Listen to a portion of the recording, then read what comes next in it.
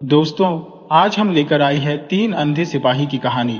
अगर आपको हमारी यह कहानी पसंद आए तो कृपया वीडियो को लाइक करें, चैनल को सब्सक्राइब करें और बेल आइकन को जरूर दबाएं। तो चलिए दोस्तों, कहानी की तरफ बढ़ते हैं।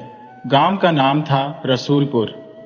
हरियाली से घिरा हुआ, दूर दराज बसा ये गांव बाहर की दुनिया से लगभग कटा हुआ था।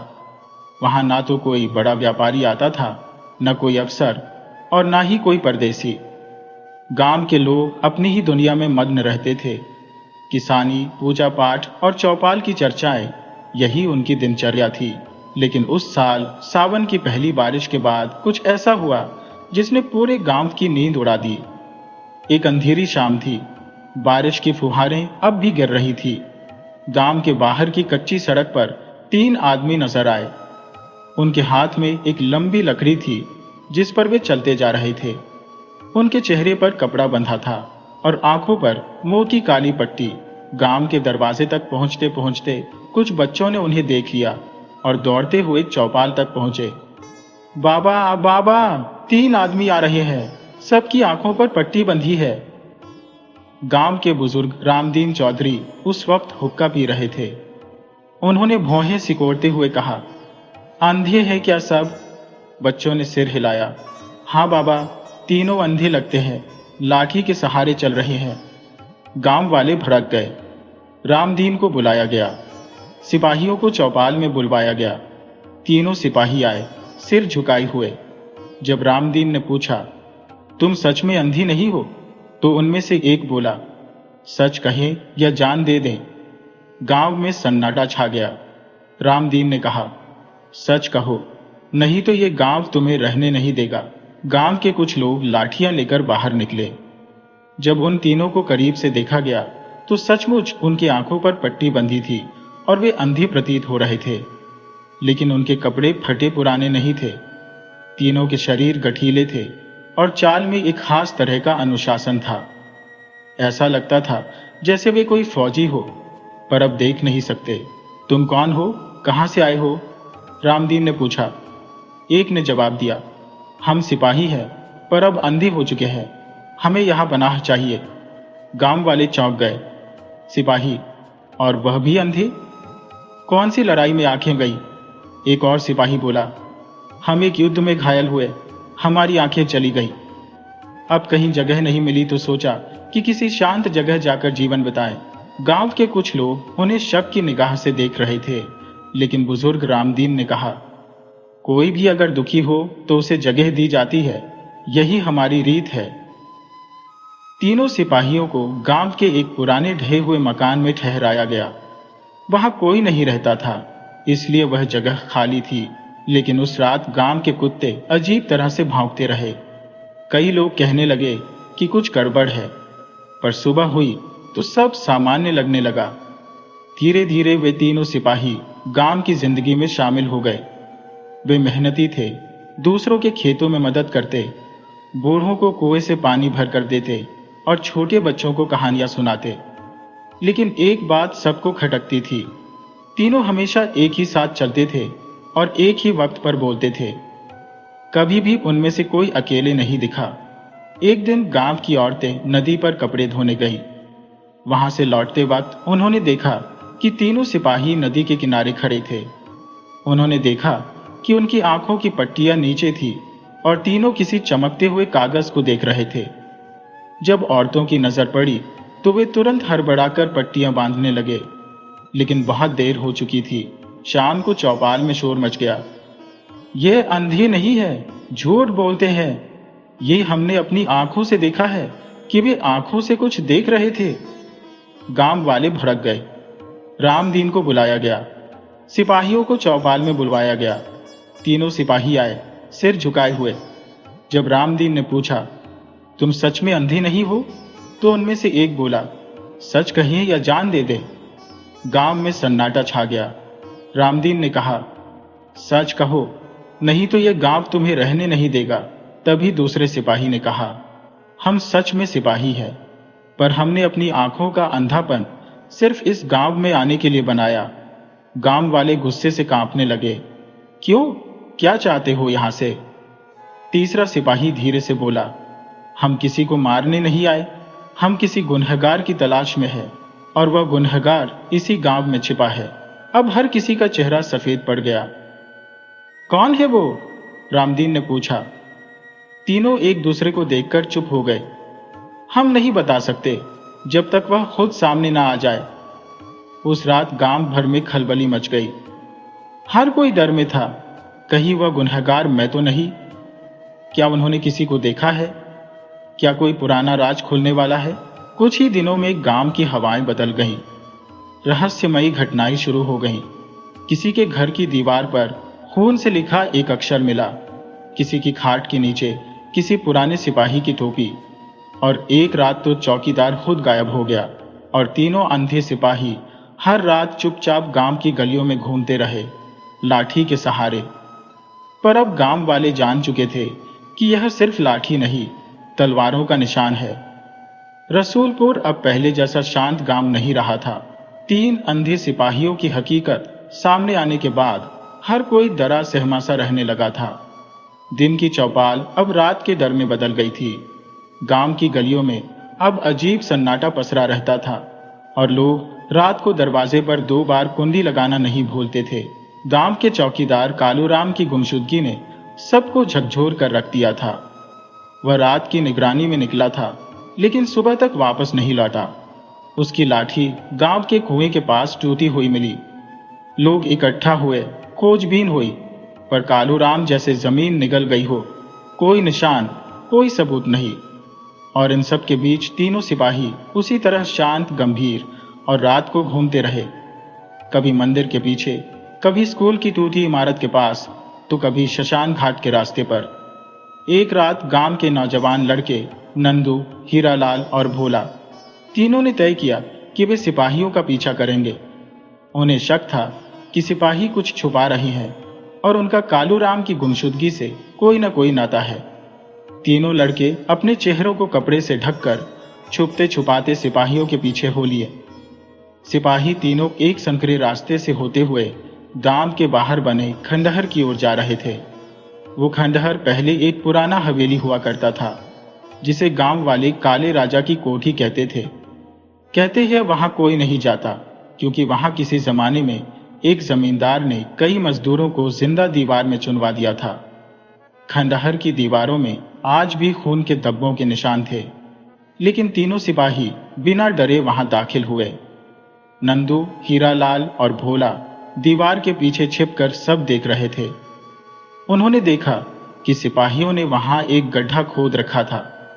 उसमें से कुछ पुराने दस्तावेज, मिट्टी से सनी किताबें और एक धातु की संदूक निकाली गई। संदूक को खोलते ही उसके अंदर से एक पुरानी वर्दी निकली और साथ ही कुछ चिट्ठियां। तीनों सिपाही उन चिट्ठियों को देखकर कुछ फुसफुसाए। फिर उन्होंने एक पोटली निकाली, जिसे खोलते ही सोने के सिक्के दिखे। इसी बीच एक सिपाही बोला, वो इसी गांव का है जिसने अपने ही साथियों से धोखा किया, जिसने यह घरा धन चुराया और जिंदगी भर छुपा रहा। अब वो बुजुर्ग बन गया है, पर गुनाह कभी बूढ़ा नहीं होता। ये सब सुनकर तीनों लड़कों के रोंगटे खड़े हो गए। वे डर के मारे वहां से वापस दौड़ पड़े और सीधे जाकर चौपाल में सब बताया। रामदीन चौधरी को जब इस बारे में बताया गया तो उनके चेहरे का रंग बदल गया। उन्होंने किसी को कुछ नहीं कहा, बस अपनी लाठी उठाई और अपने घर चले गए। वो रात और भी डरावनी थी। अंधे सिपाही खंडहर से लौटे तो देखा कि गांव की चौपाल पर भीड़ है, लेकिन सब चुप है। कोई सवाल नहीं, कोई जवाब नहीं, बस इंतजार था। अगले दिन सुबह गांव में एक खबर फैली। बुजुर्ग रामदीन अब बिस्तर से नहीं उठ पा रहे थे। कोई कहता कि उनकी तबीयत अचानक बिगड़ गई, कोई कहता कि उन्होंने रात को कुछ देखा था, लेकिन सच्चाई क्या थी किसी को नहीं पता चला। उसी दोपहर तीनों अंधे सिपाही एक बार फिर गांव के मंदिर की सीढ़ियों पर बैठे नजर आए।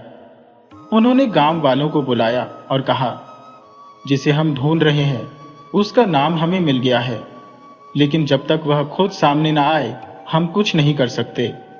हमारे पास जो राज्य है वो गांव की मिट्टी से जुड़ा है और उस मिट्टी में कई लाशें दफन है, जिनकी चीखें अब हमें सुनाई देती हैं। गांव वाले स्तब्ध रह गए। कौन थे वो लोग जो मिट्टी में दफन हुए? क्या वह मजदूर थे जिनका जिक्र काले राजा की कोठी से जुड़ी कहानियों में होता था? और क्या सिपाहियों के पास उन सब के राज्य थे? उसी रात गांव के तालाब के पास एक बुजुर्ग की लाश मिली। उसके गले में एक ताबीज था जिसमें एक पुराना नाम लिखा था, लाला राम। यह नाम किसी को याद नहीं था सिवाय अंधे सिपाहियों के। उन्होंने सबको बताया, लाला राम वही है जिसने उन मजदूरों को दीवारों में चुनवाया था। उसी के नाम पर काले राजा की हवेली बदनाम हुई और यह वही ताबीज है जो हमने संदूक में रखा पाया। गांव की हवा में अब रहस्य और मौत की गंध थी। हर दिन कोई ना कोई नया चेहरा संदेह के घेरे में आता, कोई पुरानी बात सामने आती और हर बार तीनों सिपाही किसी नए रास्ते पर निकल पड़ते। अब गांव वालों को समझ में आने लगा था कि यह सिपाही केवल अपनी आंखों से नहीं बल्कि गांव के दिल से सच्चाई निकालने आए हैं और उनकी अंधी आंखें शायद सबसे ज्यादा देख सकती हैं। लेकिन सवाल यह था, ये सब खोज किस लिए? और सिपाही क्या सच में इंसाफ की तलाश में है या उनका मकसद कुछ और है? रसूलपुर गांव की फिजा में अब सन्नाटा नहीं बल्कि सवाल गूंजते थे। हर घर, हर दीवार, हर आंगन में कोई ना कोई रहस्य छुपा था और तीनों अंधे सिपाही उन्हीं रहस्यों को एक एक कर खोलने निकले थे। उनकी मौजूदगी अब गांव वालों को डराने के बजाय उन्हें खुद से सवाल करने पर मजबूर करती थी। लोग खुद अपने अतीत में झांकने लगे थे। कोई पुरानी गलती उन्हें बेचैन कर रही थी, कोई भूला हुआ राज रात को नींदें उड़ा रहा था। उसी समय गांव में एक नई हलचल मची। गांव के पुराने विद्यालय की जमीन को लेकर कुछ दस्तावेज तहसील से गांव पहुंचे थे। इसमें कुछ ऐसे नाम थे जिन्हें गांव वाले कब का भूल चुके थे। जिनके नाम पर जमीन थी वे लोग कभी गांव से अचानक गायब हो गए थे। इन नामों में एक नाम था बच्चन सिंह। ये नाम सुनकर गांव के बुजुर्गों में हलचल मच गई। एक खामोशी सी दौड़ गई पूरे चौपाल में। कोई कुछ बोलता नहीं पर नजरों में डर साफ दिखता। बच्चन सिंह कोई आम आदमी नहीं था। कहते हैं वह एक समय गांव का पटवारी हुआ करता था, बेहद तेज लेकिन उतना ही चालाक और लोभी। दस्तावेज बताते थे कि उसने विद्यालय की जमीन को हथियाकर कई परिवारों को गांव से बाहर निकलवाया था। वो लोग फिर कभी लौटे नहीं और अब वर्षों बाद जब उसकी संपत्ति के कागज बाहर आए तो सबकी नजरें तीनों अंधे सिपाहियों पर टिक गईं। उन्हीं दिनों गांव में एक सनसनीखेज बात सामने आई। गांव की सरहद पर एक पुराना कुआं जो सालों से सूखा पड़ा था, अचानक उसमें पानी भर गया। लेकिन वह पानी काला था, गाढ़ा, स्याह और बदबूदार। जब गांव के कुछ नौजवानों ने उस कुएं के पास जाकर देखा तो नीचे कुछ अस्थियां दिखी। पुलिस को बुलाया गया, जांच हुई। पाया गया कि वे हड्डियां कम से कम 25 से 30 साल पुरानी थी। गांव में एक बार फिर सरसराहट फैल गई। उस रात तीनों अंधे सिपाही गांव के तालाब के किनारे खामोश बैठे थे। उनके पास एक पुरानी तस्वीर थी, 4 लोगों की तस्वीर। तस्वीर में एक शख्स को काटा गया था। बाकी 3 लोगों की पहचान गांव के लोगों ने की। एक था पुराना प्रधान, दूसरा था सत्तार खान और तीसरा, हाँ, वही बच्चन सिंह। अगले दिन गांव के बीचों बीच सभा बुलाई गई। सिपाहियों ने गांव वालों से एक एक कर सवाल पूछना शुरू किया। सत्तार खान को आखिरी बार कब देखा गया? किसी ने जवाब नहीं दिया। पुराना प्रधान किस हाल में मरा था? कोई बोला, हृदयघात से। लेकिन अंधे सिपाही बोले, नहीं, वो जहर से मरा था। हमें उसकी लाश के पास एक संदिग्ध जड़ी बूटी मिली थी जिसे गांव के वैद्य भी नहीं पहचान पाए। गांव वालों की आंखें फटी की फटी रह गईं। उन्होंने जो सुना उसे मानना मुश्किल था।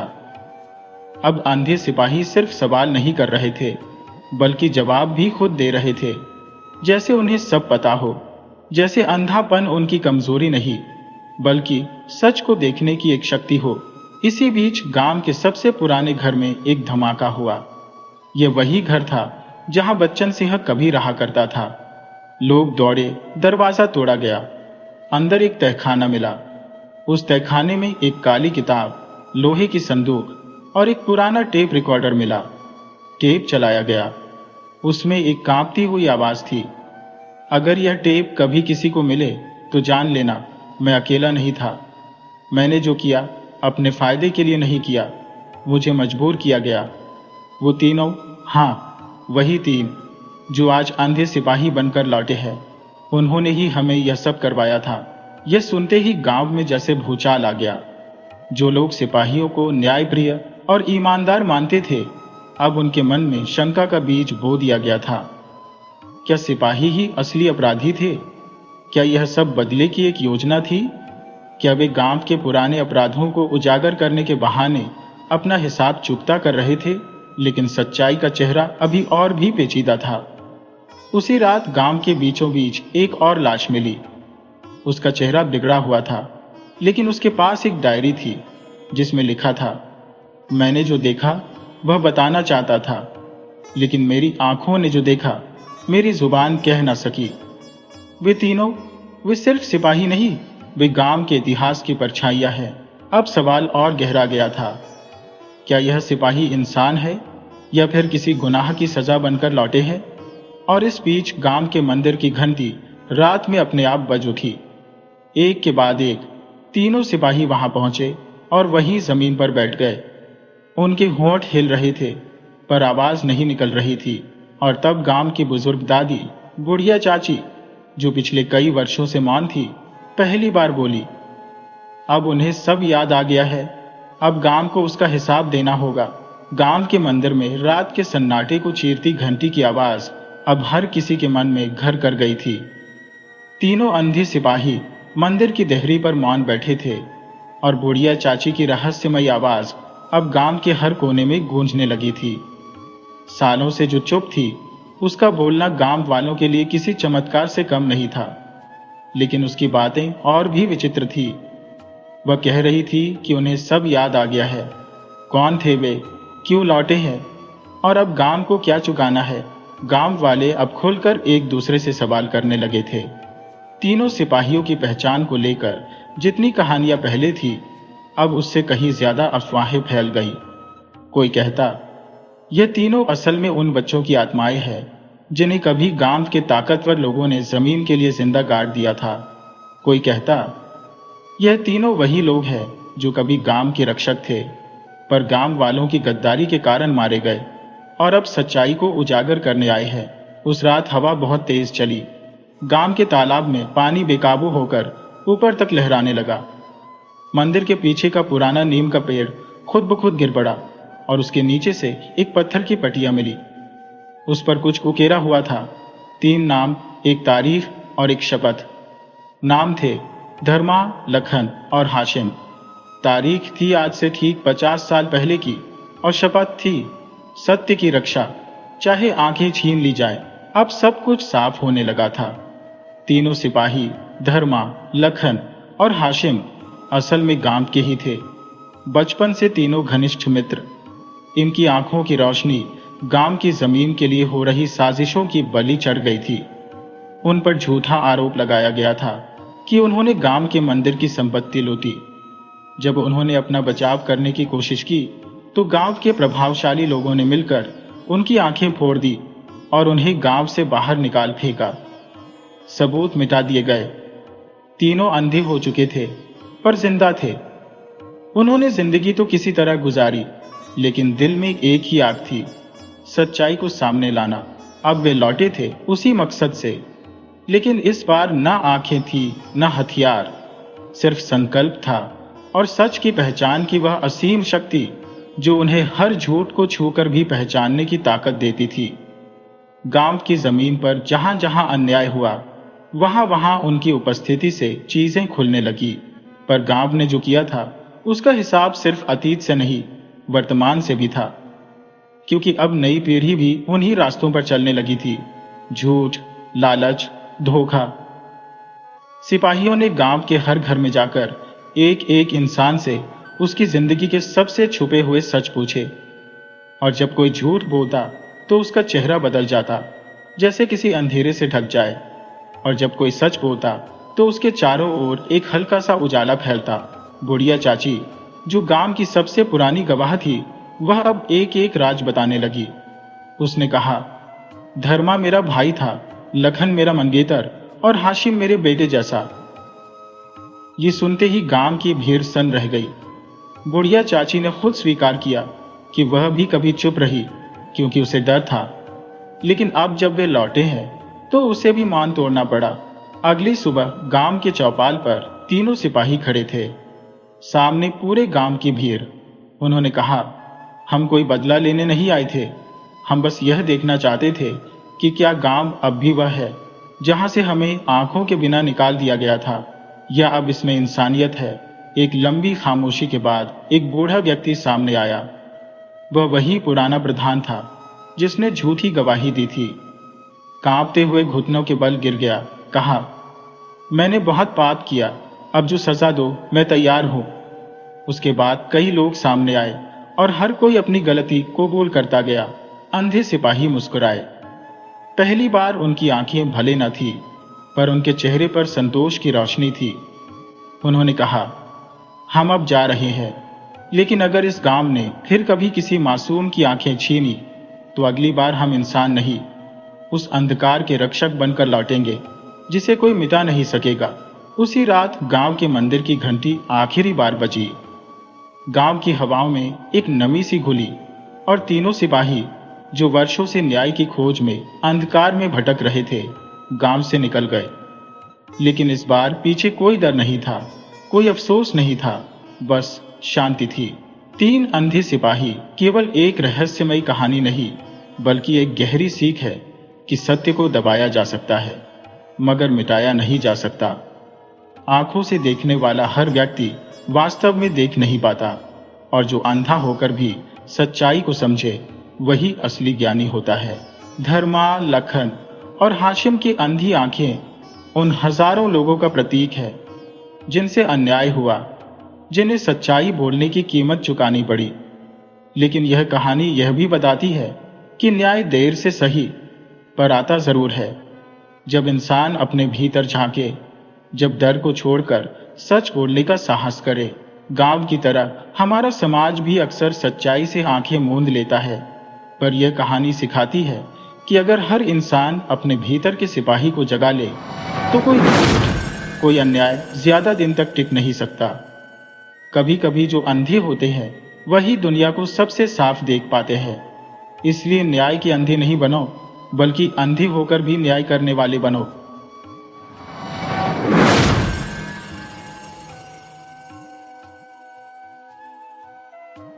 पुराने जमाने की बात है। एक गांव में एक रईस आदमी रहता था। वो दिल का बहुत साफ और दयालु था। उसके पास न पैसों की कमी थी, न जमीन जायदाद की।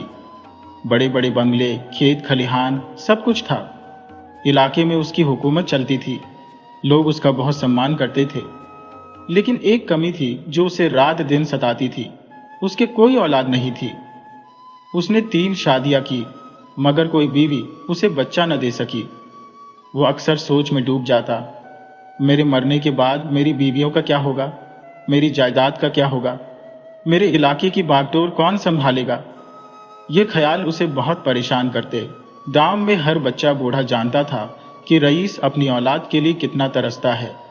उस फकीरों, दरवेशों के पास जाता, बड़े बड़े बुजुर्गों के मजार पर चादर चढ़ाता, मस्जिद में झाड़ू पोछा करता, अपने हाथों से हर वो काम करता जो उसे औलाद की नेमत दिला सके, मगर उसके दिल की कली न खीली।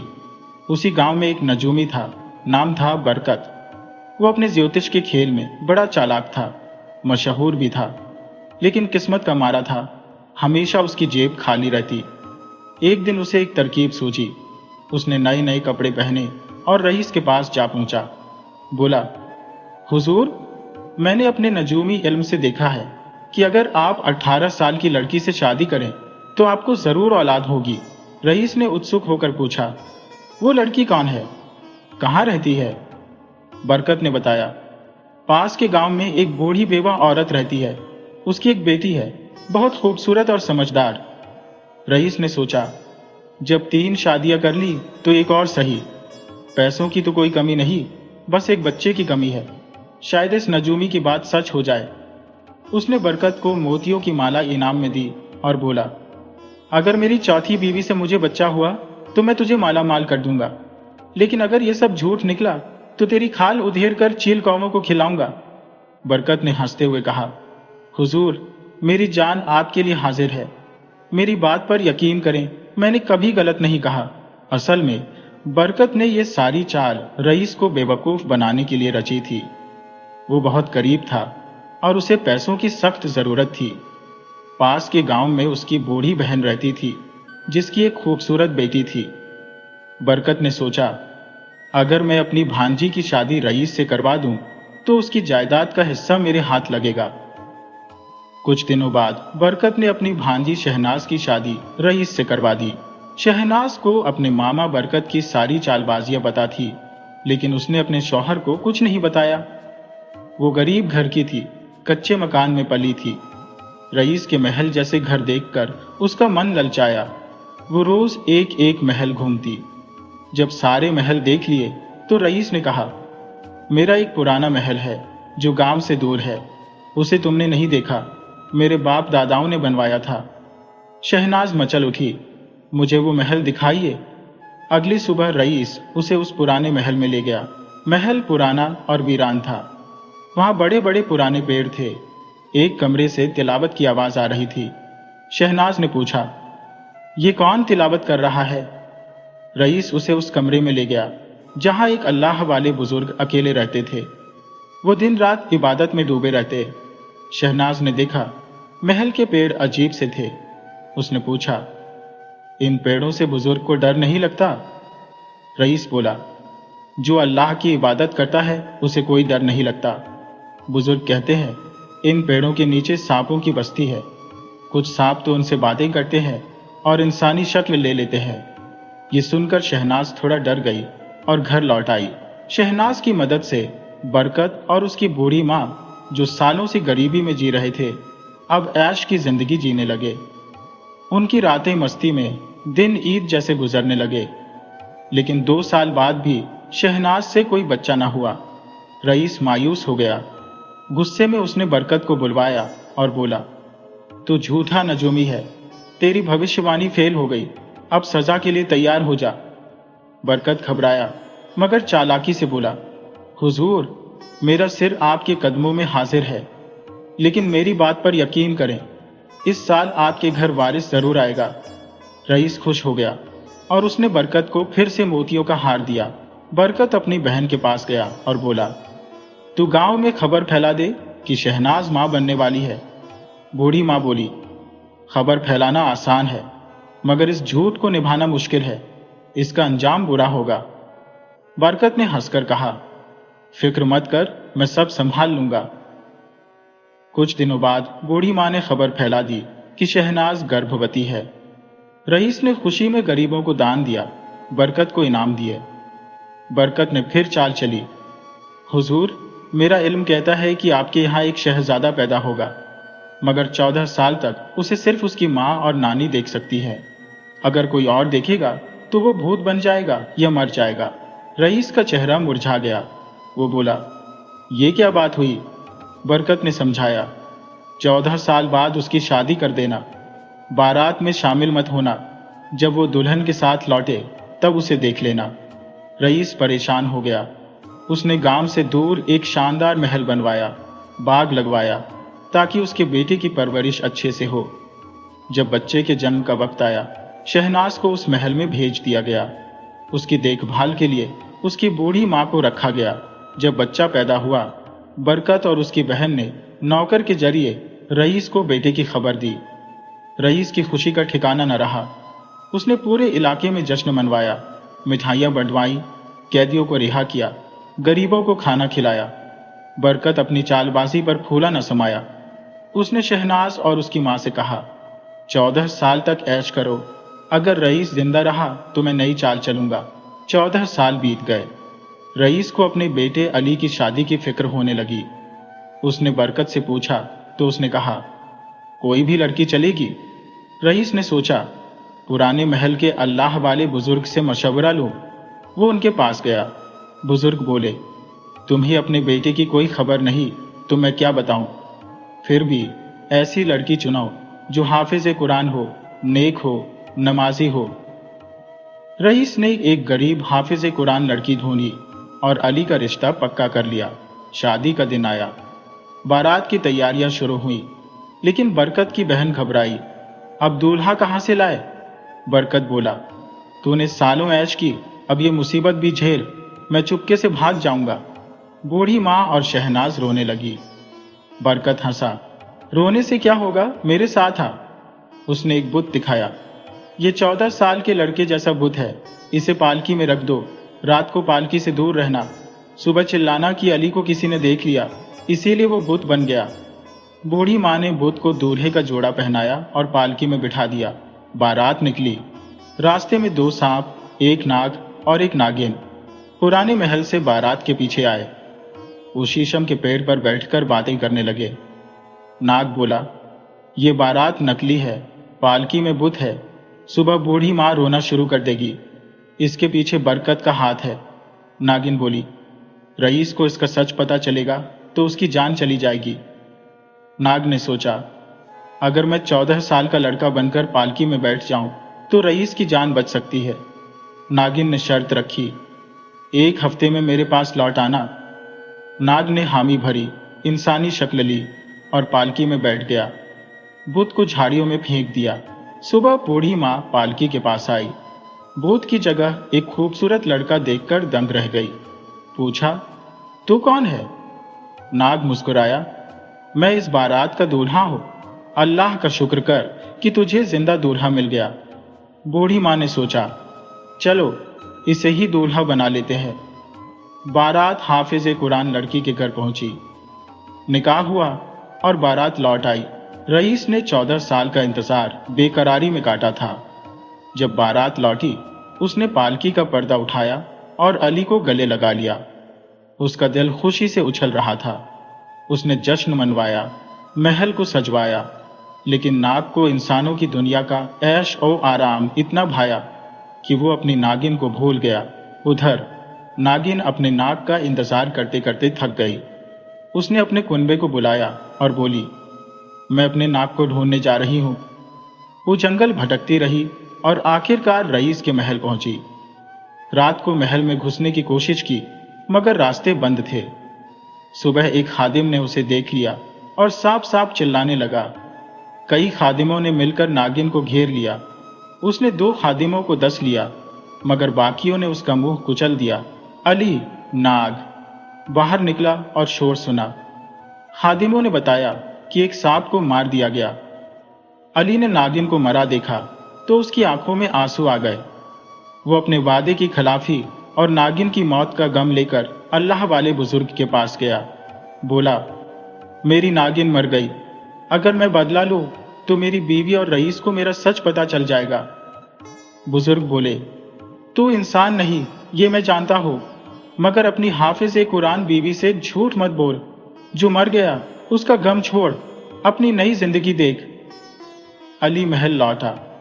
उसे डर था कि उसके कुनबे वाले उसकी बीवी को नागिन का कातिल समझकर डस न ले।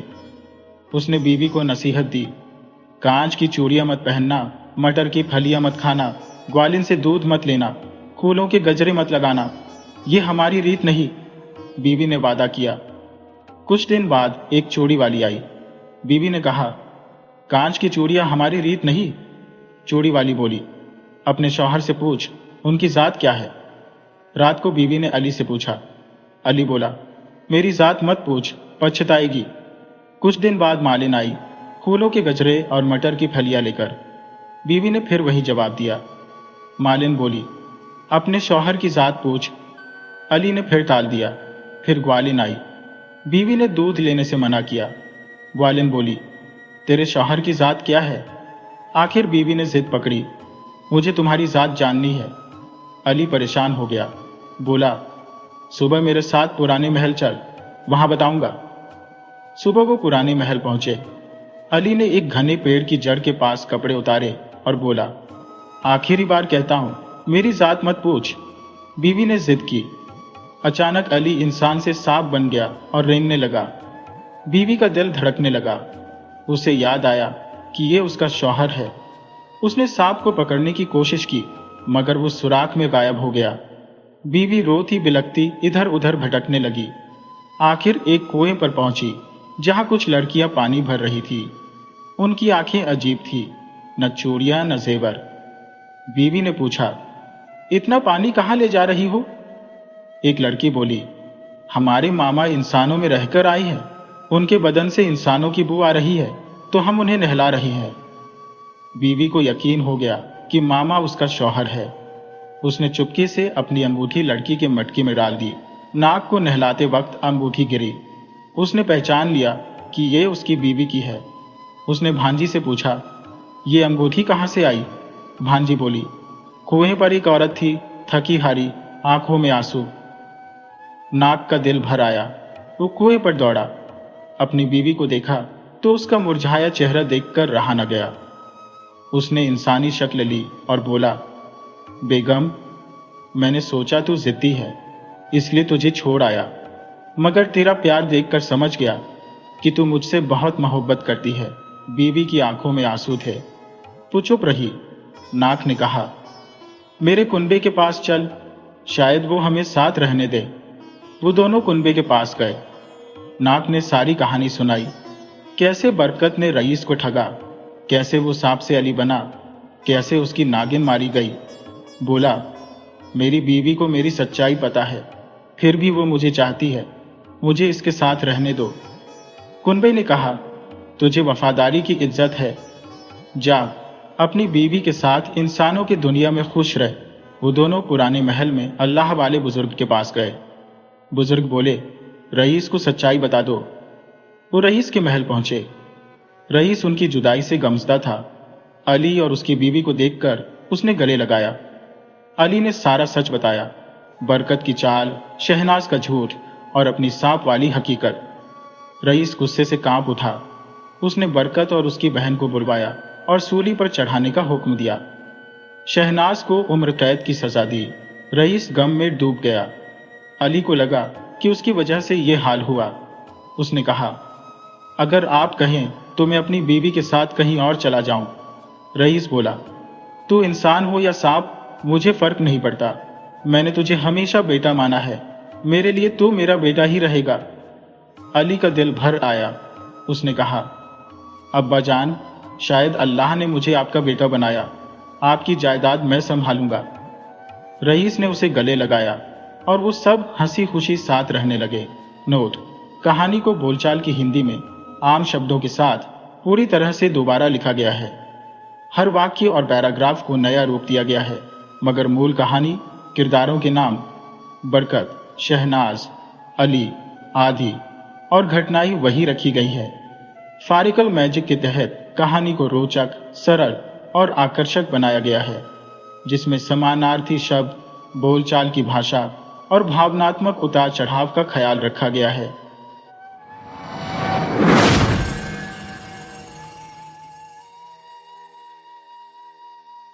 नौबतपुर राज्य के महाराज चितरंजन अति करुणामय और निष्पक्ष शासक थे। उनके राज्य में हर दिशा में समृद्धि और प्रसन्नता व्याप्त थी।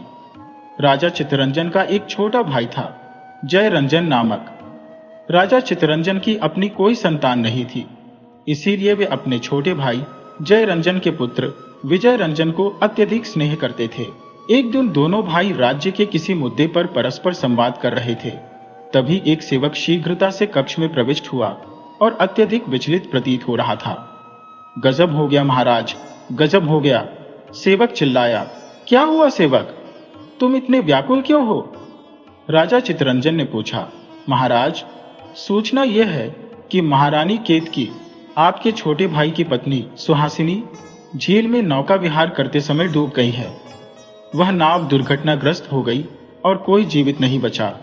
सेवक ने हड़बड़ाते हुए कहा, ओह मेरे भगवान, यह तूने क्या किया?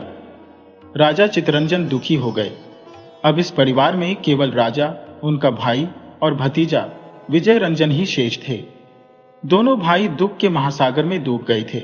इस घटना के मात्र 2 दिन ही बीते थे कि अचानक जय रंजन पीड़ा से कराहने लगा। पलक झपकते ही उसका चेहरा पसीने से तर हो गया। भैया, ऐसा लगता है जैसे कोई मेरे हृदय से मेरे शरीर को खींच रहा हो। बहुत दर्द हो रहा है। जय रंजन बोला।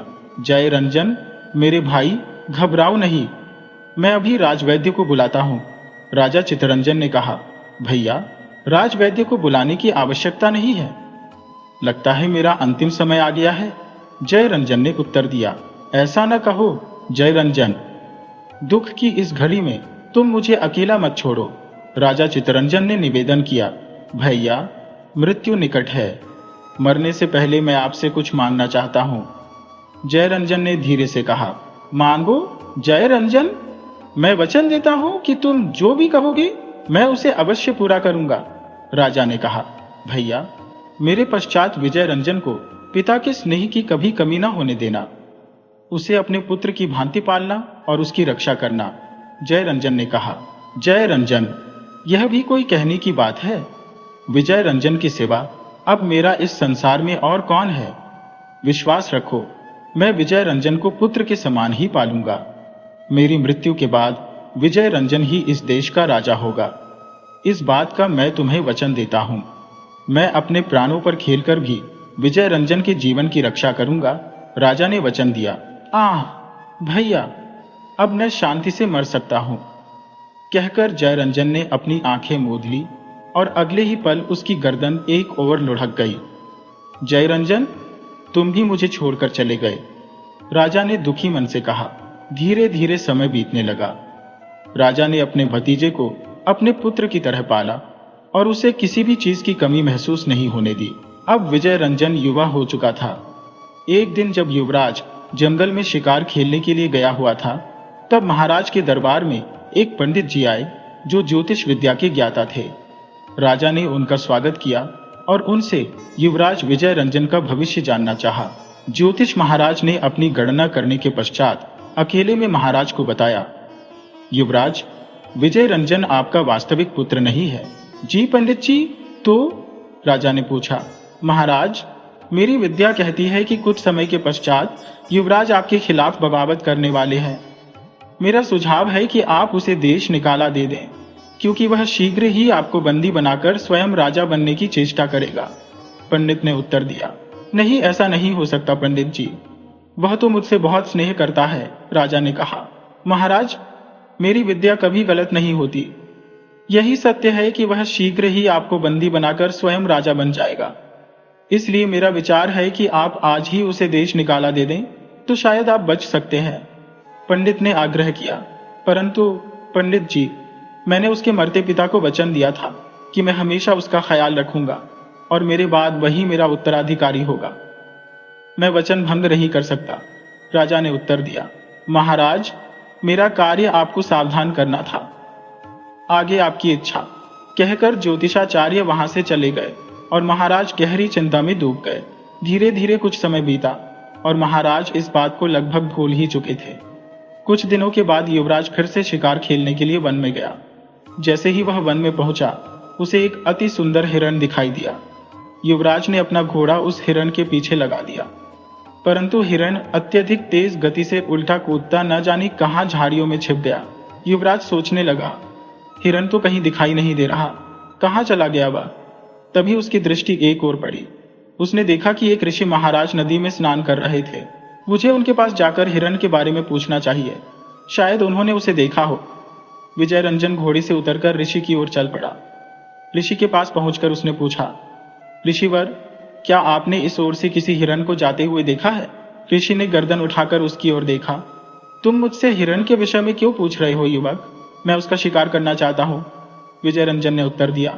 युवक, क्या एक निरीह जानवर को अपने शौक के लिए मारना उचित है? ऋषि की बात सुनकर विजय रंजन की त्योरियां चढ़ गईं और वह क्रोधित होकर बोला, ऋषि, जानते हो कि तुम किससे बात कर रहे हो? मैं नौबतपुर का युवराज विजय रंजन हो। जल्दी से उस हिरण के बारे में मुझे बता दो।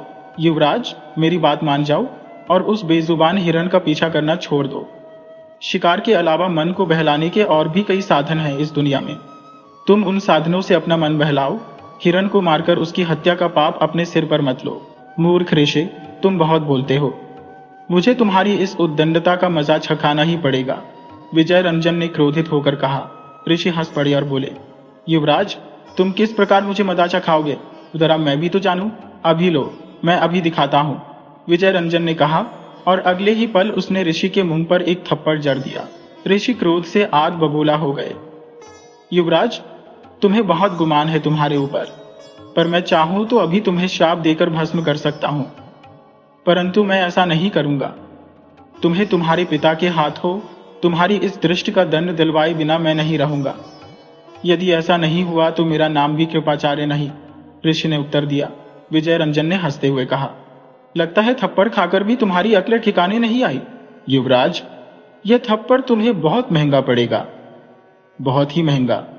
ऋषि ने क्रोध भरी दृष्टि विजय रंजन पर डाली और वहां से चले गए।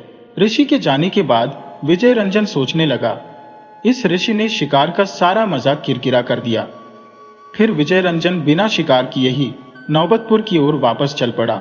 जैसे ही वह अपने महल के बाहर पहुंचा, एक सेवक आया और बोला, युवराज, महाराज ने आपको इसी समय दरबार में बुलाया है। महाराज ने मुझे दरबार में बुलाया है? लेकिन क्यों? विजय रंजन ने पूछा। कारण मुझे नहीं पता, युवराज, सेवक ने उत्तर दिया। कुछ देर बाद जब वह दरबार में पहुंचा, वहां वह ऋषि पहले से ही मौजूद थे। उसे देखते ही विजय रंजन ने सोचा, अरे, यह तो वही ऋषि है जिसे मैंने वन में थप्पड़ मारा था।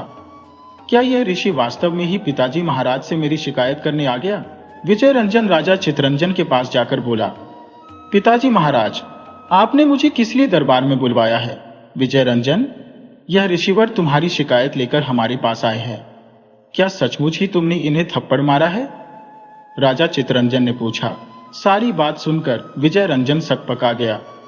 पिताजी महाराज, हाँ, मैंने ही इस साधु को थप्पड़ मारा था। लेकिन क्यों? राजा ने पूछा। इस साधु ने मुझे हिरण का शिकार करने से रोका था और मेरे साथ बहुत ही उद्दंडता से पेश आया था, इसीलिए मैंने इस साधु को थप्पड़ मारा। विजय रंजन ने उत्तर दिया। युवराज, क्या मानवता का पाठ पढ़ाना उद्दंडता है? क्या किसी निर्दोष जानवर के बचाव में बोलना उद्दंडता है? राजा चितरंजन के प्रश्नों का उत्तर विजय रंजन नहीं दे पाया। यह सब देखकर राजा ने युवराज से कहा, युवराज, तुमने इस देवता तुल्य ऋषि का अपमान किया है, इसीलिए हमारा आदेश है कि तुम इसी समय भरे दरबार में इनसे क्षमा मांगो। पिताजी, यह आप क्या कहते हैं? विजय रंजन ने चौंकते हुए पूछा। मैं ठीक कहता हूं युवराज, इस ऋषि को थप्पड़ मारकर तुमने घोर अपराध किया है, तुम्हें इनसे क्षमा मांगनी ही होगी, राजा ने कठोर स्वर में कहा। विजय रंजन सोचने लगा, पिताजी महाराज का आदेश तो टाला नहीं जा सकता। मन ही मन क्रोध से कांपते हुए विजय रंजन ने हाथ जोड़कर ऋषि से कहा, ऋषि महाराज, सचमुच मैंने आपका बहुत अपमान किया है, मुझे क्षमा कर दीजिए। युवराज, मैंने वन में तुमसे जो कहा था वह करके दिखा दिया, अब मेरे दिल को चैन मिल गया है, ऋषि ने कहा और दरबार से चले गए। विजय रंजन भी क्रोध में उबलता हुआ दरबार से अपने महल में पहुंच गया। वह मन ही मन बहुत क्रोधित हो रहा था और सोच रहा था, आज भरे दरबार में पिताजी ने मेरा अपमान कर दिया। एक साधारण ऋषि से मुझे भरे दरबार में क्षमा मांगनी पड़ी। दरबार में उपस्थित लोग मेरी खिल्ली उड़ा रहे होंगे। वह इन्हीं विचारों में मग्न था कि अचानक प्रधानमंत्री जी उसके समक्ष प्रकट हुए और बोले, युवराज, इस समय आपके पास आकर अपनी पीड़ा व्यक्त करने आया हूं। पीड़ा किस बात की, प्रधानमंत्री जी? विजय रंजन ने जिज्ञासा से पूछा। युवराज, आज भरे दरबार में महाराज ने आपका जैसा अपमान किया, उसके लिए मैं आपसे पीड़ा व्यक्त करने आया हूं। एक ऋषि से आपको क्षमा मांगने को कहकर महाराज ने अन्याय किया है। प्रधानमंत्री जी ने गहरी सांस लेते हुए कहा, प्रधानमंत्री जी, कृपया उस घटना की याद न दिलाएं, मैं उसे भूल जाना चाहता हूं। विजय रंजन ने कातर स्वर में कहा। ठीक है युवराज, यदि आप ऐसा चाहते हैं तो मैं इस विषय में और कुछ नहीं कहूंगा, लेकिन सच कहूं, महाराज ने आज आपके साथ अच्छा नहीं किया। शायद किसी ने सही कहा है कि सगा सगा होता है और सौतेला आखिर सौतेला ही होता है। अगर आप महाराज के सगे पुत्र होते तो महाराज कभी आपके साथ ऐसा अन्याय न करते, प्रधानमंत्री ने कुटिल मुस्कान के साथ कहा। प्रधानमंत्री जी, आप यह क्या कह रहे हैं? बेशक मैं महाराज का सगा ही हूं, फिर भी महाराज मुझे सगी से भी ज्यादा प्यार करते हैं, विजय रंजन ने उत्तर दिया। बस बस युवराज, ज्यादा बढ़ाई मत कीजिए महाराज की। देख लिया, आज उनके स्नेह की हद। भरे दरबार में तुम्हारा अपमान कर दिया। प्रधानमंत्री ने तीखी हंसी के साथ कहा। युवराज, यदि तुम चाहो तो अपने इस अपमान का बदला ले सकते हो। वह कैसे? प्रधानमंत्री जी, विजय रंजन ने चौंकते हुए पूछा। महाराज के खिलाफ बगावत करके, प्रधानमंत्री ने कहा। यह क्या कहते हो प्रधानमंत्री? मैं महाराज के खिलाफ बगावत? लेकिन क्यों? विजय रंजन ने आश्चर्य से पूछा। क्योंकि ऐसा करने से तुम महाराज से अपने अपमान का बदला ले सकोगे और नौबतपुर की राजगद्दी के स्वामी बन जाओगे। प्रधानमंत्री ने गंभीरता से उत्तर दिया। प्रधानमंत्री जी, नौबतपुर की राजगद्दी एक ना एक दिन तो मुझे ही मिलने वाली है, फिर मैं बगावत क्यों करूं? विजय रंजन ने उलझन में पूछा। आप बड़े ही भोले हैं युवराज। जरा सोचिए तो, जब महाराज बिना किसी कारण भरे दरबार में आपका अपमान कर सकते हैं, तो समय आने पर वह आपके स्थान पर किसी और को भी राजगद्दी सौंप सकते हैं। प्रधानमंत्री ने धीरे से कहा। प्रधानमंत्री जी, आपकी बात मेरी समझ में आ रही है। बताइए, हमें क्या करना होगा? विजय रंजन ने गंभीरता से पूछा। युवराज, आज महल के सारे सेवकों और सैनिकों को मैं अपने साथ मिला चुका हूं। बस आपके यहां कहने की देर है। प्रधानमंत्री ने मुस्कुराते हुए कहा। इतना कहकर प्रधानमंत्री धीरे धीरे विजय रंजन को अपनी योजना समझाने लगे। सारी योजना समझने के बाद विजय रंजन ने कहा। प्रधानमंत्री जी, योजना तो आपने बहुत ही अच्छी बनाई है। तो चलिए इसी समय अपनी योजना को पूरा किया जाए। फिर वे दोनों राजा चितरंजन के महल की ओर चल पड़े। तुरंत ही वे राजा चितरंजन के शयन कक्ष में पहुंचे। महाराज, भरे दरबार में आज मेरा अपमान करके आप चैन की नींद सो रही हैं? विजय रंजन ने क्रोधित स्वर में कहा। युवराज, यह तुम किस तरह की बात कर रही हो? तुम इतने उद्दंड कब से हो गए? क्या तुम्हें पता नहीं कि पिता से किस प्रकार बात की जाती है? राजा चितरंजन ने गुस्से में कहा। पिता? किसका पिता? कैसा पिता? मेरा कोई पिता नहीं है, विजय रंजन ने तमतमाते हुए कहा। विजय रंजन, यह तुम क्या कह रहे हो? राजा ने आश्चर्य से पूछा। मैं सही कह रहा हूं महाराज। कान खोलकर सुन लो।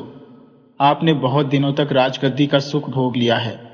आज से इस राजगद्दी का सुख मैं भोगूंगा। विजय रंजन ने कठोर स्वर में कहा। मैं अभी तुम्हारे इस उद्दंडता का इंतजाम किए देता हूं। क्रोध में कांपते हुए राजा ने अपने सैनिकों को बुलाया। अरे कोई है? सैनिकों ने कक्ष में प्रवेश किया और राजा ने आदेश दिया। इन दोनों दुष्टों को पकड़ लो और ले जाकर कारागार में बंद कर दो। आदेश पाकर सैनिक चुपचाप खड़े रहे। यह देखकर राजा ने कहा। क्या बात है सैनिकों, तुम मेरे आदेश का पालन क्यों नहीं करते? चितरंजन, अब यह तुम्हारी नहीं बल्कि हमारे सैनिक है। यह हमारे आदेश का पालन करेंगे। वक्त बदल चुका है चितरंजन। तुम्हें विश्वास नहीं होता तो अभी सबूत देख लो। प्रधानमंत्री सर्वजीत ने सैनिकों को आदेश दिया। सैनिकों, इस बूढ़े शेर को गिरफ्तार करके कारागार में डाल दो। सैनिकों ने तुरंत आगे बढ़कर राजा चितरंजन को पकड़ लिया और उसे ले जाकर कारागार में डाल दिया। इसके बाद प्रधानमंत्री ने कहा। युवराज, आज से आप हमारे नए महाराज हैं। विजय रंजन के मुख पर प्रसन्नता की रेखाएं खींच आईं। यह देखकर प्रधानमंत्री ने कहा। युवराज, सभी सैनिकों और सेवकों को हमने अपनी ओर मिला लिया है। अब नौबतपुर की प्रजा को अपने विश्वास में लेना है। उसके बाद शीघ्र ही आपको नौबतपुर का राजा घोषित कर दिया जाएगा। दूसरे दिन प्रधानमंत्री सर्वजीत ने राज दरबार में घोषणा की। बड़े ही दुख के साथ यह घोषणा की जाती है कि कल रात से महाराज चितरंजन का कोई अता पता नहीं है। सुबह होने पर जब सेवक उनके शयन कक्ष में गए तो शयन कक्ष खाली पड़ा था। पता नहीं महाराज बिना बताए कहां चले गए। हम उनकी खोज में चारों दिशाओं में गुप्तचरों को भेज रहे हैं। हमें विश्वास है कि गुप्तचर शीघ्र ही महाराज को खोज निकालेंगे।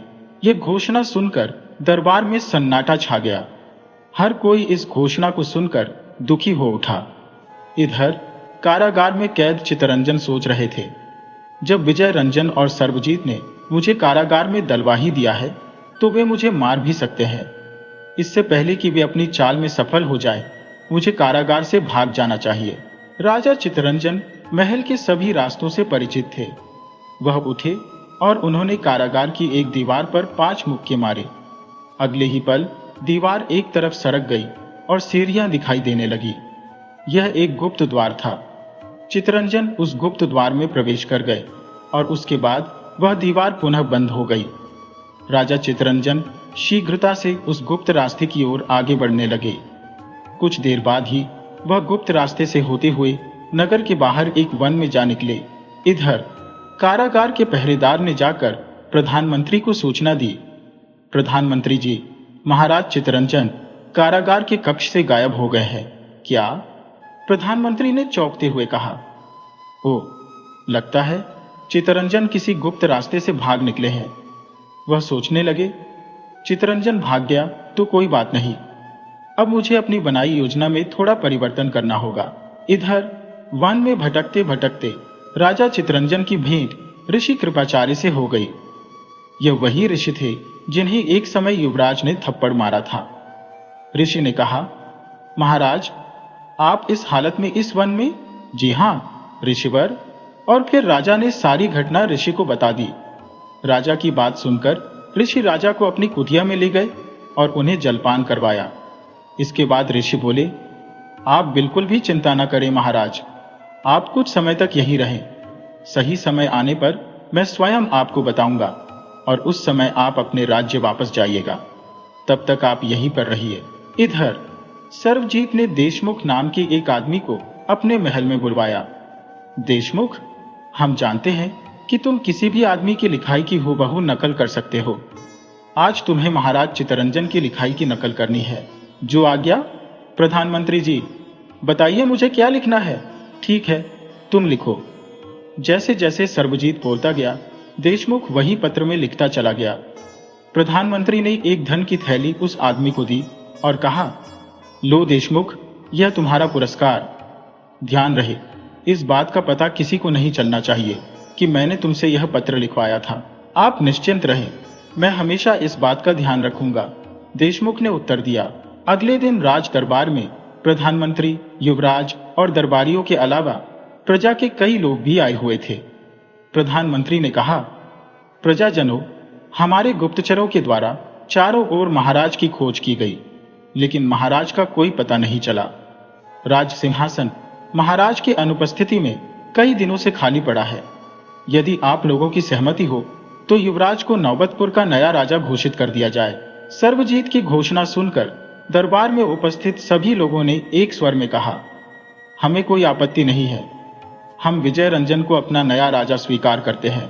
ठीक है, तब मैं युवराज विजय रंजन का राज तिलक करता हूं, प्रधानमंत्री ने कहा। तभी एक आदमी ने राज दरबार में प्रवेश किया और बोला, ठहरो। प्रधानमंत्री ने चौंक कर उस आदमी की ओर देखा। कौन हो तुम? मैं मंगलदास हूं और महाराज चितरंजन का पत्र लेकर आया हूं। तुम महाराज का पत्र लाए हो? लेकिन महाराज कहां पर है? आप इस पत्र को पढ़ लीजिए, आपको स्वयं पता लग जाएगा कि महाराज इस समय कहां पर है। प्रधानमंत्री सर्वजीत ऊंची आवाज में उस पत्र को पढ़ने लगे। पत्र में लिखा था, मैं महाराज चितरंजन घोषणा करता हूं कि विश्वासघाती विजय रंजन को कैद में डाल दिया जाए और स्वामी भक्त प्रधानमंत्री सर्वजीत को नौबतपुर का नया राजा घोषित कर दिया जाए। विजय रंजन ने राजगद्दी की खातिर हमें मारना चाहा, लेकिन हम जान बचाकर उसकी कैद से भाग आए। अब हमें राजपाट में कोई दिलचस्पी नहीं है। हम राज सुख से विरक्त हो चुके हैं, इसीलिए हम तपस्या करने के लिए हिमालय पर्वत पर जा रहे हैं। हमारे आदेश का तुरंत पालन किया जाए। राजा चितरंजन, युवराज विजय रंजन की तो सिट्टी पिट्टी गुम हो गई। वह मन ही मन सोचने लगा, अरे सिर मुंडाते ही ओले पड़ गए। दरबारी क्रोध से भड़क उठे थे। विजय रंजन के कारण ही महाराज राज्य छोड़कर गए हैं।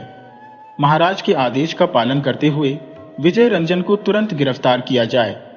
प्रधानमंत्री सर्वजीत ने तुरंत सैनिकों को आदेश दिया, सैनिकों, विजय रंजन को ले जाकर कारावास में बंद कर दो। आदेश पाकर सैनिक विजय रंजन की ओर बढ़ चले। अच्छा हुआ समय पर महाराज का पत्र मिल गया, वरना हम तो तुम्हें ही राजा बनाने चले थे। युवराज सोचने लगा, जरूर इसमें सर्वजीत की कोई चाल है। मैं इस धूर्त के जाल में बुरी तरह से फंस गया हूं। अब मेरा बचना मुश्किल है। शीघ्र ही सैनिकों ने विजय रंजन को पकड़कर कारागार में डाल दिया। इधर राज दरबार में सर्वजीत कह रहा था, प्रजाजनों, अब मेरे लिए क्या आदेश है? प्रजा ने कहा, हम आपको अपना नया राजा स्वीकार करते हैं। महाराज चित्तरंजन का आदेश हम स्वीकार करते हैं। उसी समय सर्वजीत को नया राजा घोषित कर दिया गया। उसी शाम सर्वजीत खुशी से झूमता हुआ कारागार में युवराज के पास पहुंचा। देखो युवराज, राजा बनकर मैं कैसा लगता हूं। सर्वजीत, तुमने मेरे साथ घिनौनी चाल खेली है। तूने जो चाहा वह तुझे मिल गया। अब मेरी तुझसे एक प्रार्थना है, तू मुझे मार दे।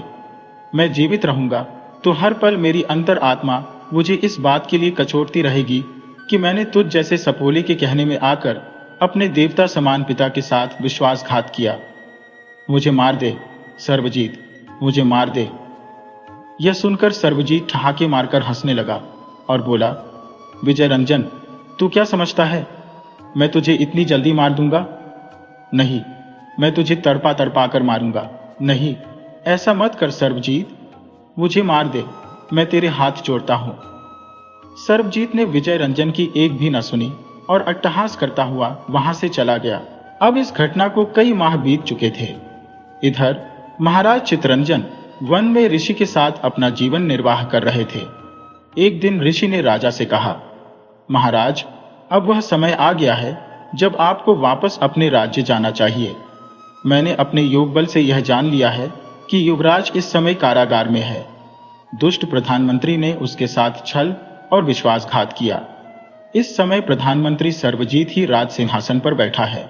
यह तो विजय रंजन के साथ बहुत ही बुरा हुआ। अब मैं अकेला क्या कर सकता हूं ऋषिवर? अब बाजी मेरे हाथों में नहीं है, सर्वजीत के हाथों में है। इसकी तुम फिक्र ना करो राजन, तुम मेरे साथ राज दरबार में चलोगे। फिर ऋषि ने राजा को कुछ समझाया और महाराज ने अपनी वेशभूषा बदल ली और एक साधु का वेश धारण कर लिया। वे दोनों सर्वजीत के राज दरबार में पहुंचे, जहां उन्हें कोई पहचान ना सका। सर्वजीत ने कहा, कहो साधु महाराज, हम आपकी क्या सेवा कर सकते हैं? आपको दान में धन चाहिए होगा, बताओ कितना धन दे आपको? मुझे तो तेरा राज सिंहासन चाहिए राजन। दुष्ट साधु, तेरी इतनी हिम्मत? अगले ही पल ऋषि ने कहा, धूर्त सर्वजीत, जिसे तू दुष्ट कहता है वह इस देश का राजा चित्तरंजन है। क्या चित्तरंजन? हाँ, अच्छी तरह से देख ले। यह कहते हुए राजा चित्तरंजन ने साधु का चोला उतारा और अपने असली रूप में आ गया। महाराज को देखते ही पूरे दरबार में सनसनी फैल गई। तब ऋषि महाराज ने दरबार में उपस्थित लोगों से कहा, सज्जनों, मैं ऋषि कृपाचार्य हूं। राजा चित्तरंजन ने ऐसा कोई पत्र नहीं लिखा था जिसमें सर्वजीत को राजा बनाने की घोषणा की गई हो। वह सर्वजीत की एक चाल थी। यह कहकर ऋषि ने सारी बात विस्तार पूर्वक लोगों को समझाई। सर्वजीत हक्का बक्का यह सब कुछ देख रहा था। सारी बातें जानकर सभी दरबारी और प्रजाजन भड़क उठे और सर्वजीत को पकड़कर उसकी पिटाई करने लगे। वह माफी मांगता रहा, परंतु किसी ने उसकी एक भी न सुनी। भीड़ उसे तब तक मारती रही जब तक वह बेदम होकर गिर न गया। इसके बाद राजा चित्तरंजन ने युवराज को कारागार से निकलवाया। पिताजी, महाराज, आप मुझे माफ कर दीजिए। दुष्ट सर्वजीत के बहकावे में आकर मैंने आपको बहुत ही दुख पहुंचाया। युवराज, वह एक दुर्घटना थी और दुर्घटना को भूल जाना ही अच्छा होता है। विजय रंजन को अपनी भूल का एहसास हो गया था और राजा चित्तरंजन ने फिर से अपना राजपाट संभाल लिया।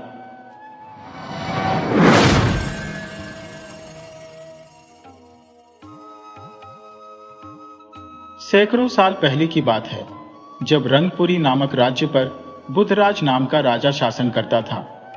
राजा बुधराज अद्वितीय तीरंदाज था, जिसकी तीर कमान से निकली तीर हमेशा सटीक निशाने पर लगती थी। उड़ते हुए पक्षियों को मारना उसका प्रिय खेल था और इस शौक के चलते वह अक्सर निर्दोष पक्षियों की जान ले लेता था। अपनी इस अद्वितीय तीरंदाजी पर उसे बहुत गर्व था और वह मानता था कि संसार में उसके बराबर कोई तीरंदाज नहीं है। अपने इस शौक के कारण राजा राजकाज के कार्यों में ध्यान नहीं देता था और सारा शासन मंत्रियों और वजीरों के सहारे चल रहा था।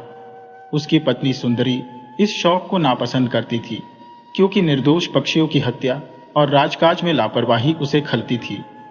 राजा अपनी तीरंदाजी की तारीफ खुद अपने मुंह से रानी के सामने करता था, लेकिन रानी उससे कुछ नहीं कहती थी। एक दिन दुखी रानी सुंदरी अपने मायके गई और अपनी मां से सारी व्यथा कह सुनाई। उसने बताया कि कैसे राजा की तीरंदाजी के शौक के कारण राज्य का राजकाज अव्यवस्थित हो रहा है और मासूम पक्षियों की जान जा रही है। उसकी मां ने उसे सांत्वना देते हुए कहा कि वह उसकी इस समस्या का समाधान निकालेगी और उसे एक योजना बताई।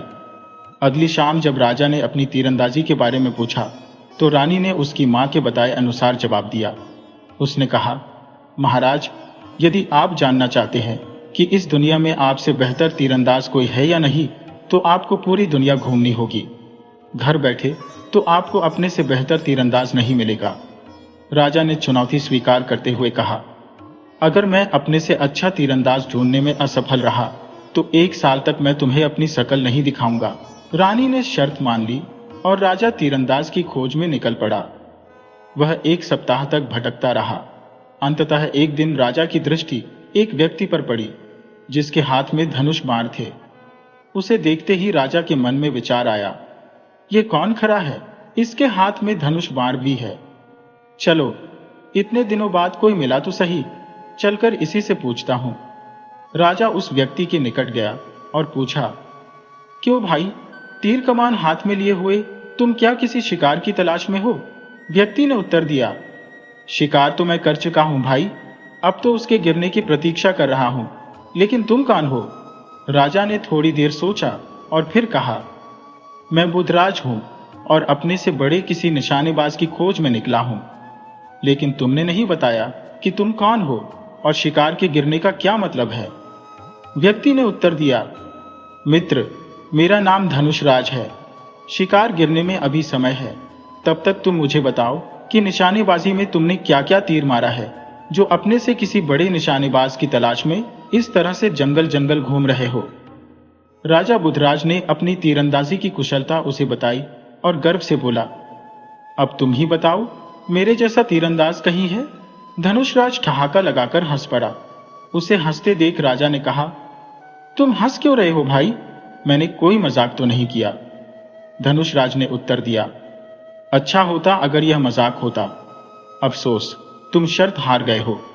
अब तुम्हें 1 वर्ष तक अपनी पत्नी और घर से दूर रहना होगा। अभी वे बातें कर ही रहे थे कि तभी एक पक्षी घायल होकर जमीन पर गिरा, जिसके शरीर पर एक बाण लगा हुआ था। धनुषराज ने कहा, आहा, मेरा शिकार आ गया। राजा बुधराज यह देखकर बहुत हैरान था। उसने मन ही मन सोचा, यह क्या करिश्मा है, ना तो इसने मेरे सामने शिकार किया, ना ही कोई तीर चलाया, फिर यह पक्षी तीर से घायल होकर यहां कैसे आ गिरा? हैरान होकर राजा ने पूछा, यह सब क्या जादू है भाई? मेरी तो कुछ भी समझ में नहीं आ रहा। धनुषराज ने कहा, मेरा नाम यूं ही धनुषराज नहीं है।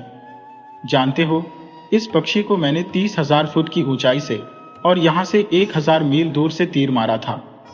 मुझे इसके गिरने का स्थान पूरा अंदाजा था, जो बिल्कुल सही निकला। अगर तुम्हें मेरी बात का यकीन ना हो तो पक्षी पर लगे हुए तीर को मेरे तरकश में रखे तीर से मिलाकर देख लो। राजा ने पक्षी पर लगा तीर निकाला और फिर धनुषराज के तरकश का एक तीर लिया और दोनों को मिलाकर देखा। राजा ने महसूस किया कि दोनों तीर एक जैसे ही है। इसका मतलब कि मैं शर्त हार गया और शर्त के मुताबिक अब मुझे 1 वर्ष तक अपनी पत्नी को अपना मुंह नहीं दिखाना है। फिर राजा ने सोचा, क्यों ना मैं धनुषराज के साथ ही रहूं? इसके साथ रहकर मैं धनुर्विद्या में और भी कुशल हो जाऊंगा। इसके बाद राजा ने धनुषराज से कहा, भाई, मैं तुम्हें मान गया। तुम वास्तव में मुझसे 1000 गुना बेहतर तीरंदाज हो। मैं चाहता हूं कि तुम मुझे अपना शिष्य बना लो और इस प्रकार मैं 1 वर्ष तक तुम्हारे साथ रहूं। धनुषराज ने उत्तर दिया, मुझे भी एक साथी की तलाश थी, शिष्य नहीं बल्कि मित्र बनाकर तुम्हें अपने साथ रख सकता हूं।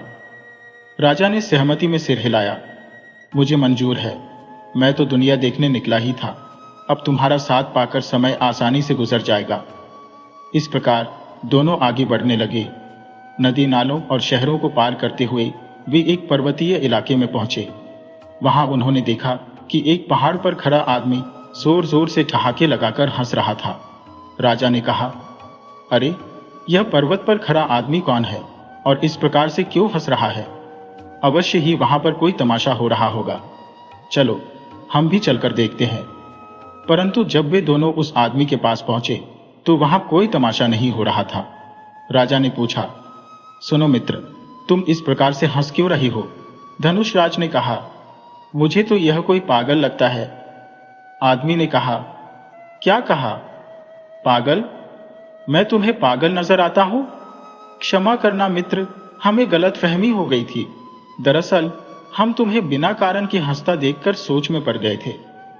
आदमी ने उत्तर दिया, ओह, मगर मैं बिना कारण के कभी नहीं हंसता। जानना चाहते हो कि मैं क्यों हंस रहा था?